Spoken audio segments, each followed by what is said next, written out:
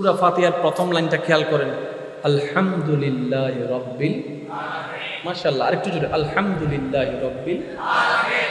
একটা বাক্য, এরপরের বাক্যটা একটু খেয়াল করেন, আর রহমানির রহিম।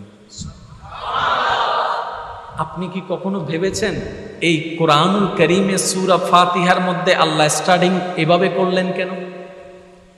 আর রহমান কার নাম?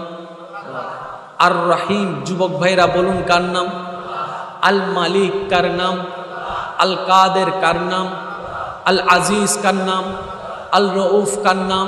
তো এতগুলার নাম থাকতে আল্লাহ কাদের তো ব্যবহার করলেন না, মালিক তো ব্যবহার করলেন না, কুদ্দুস তো ব্যবহার করলেন না, রহমান এবং রহিম কেন ব্যবহার করলেন? রব্বে করিম কোরআনের শুরুতে ফাতিহার ভূমিকায় আল্লাহ পাক সমস্ত বান্দাদের মাইন্ডে একটা কথা বসাই দিতে চেয়েছেন, সেটা হচ্ছে, ও আমার বান্দারা, তোমাদের জীবনটা হবে গুনার উপরে, তোমাদের ডানে গুনাহ, বামে গুনাহ, সামনে গুনাহ, পিছনে গুনাহ। এমন একটি সময় আসবে তোমরা গুনার সাগরে ডুবতে থাকবা, কিন্তু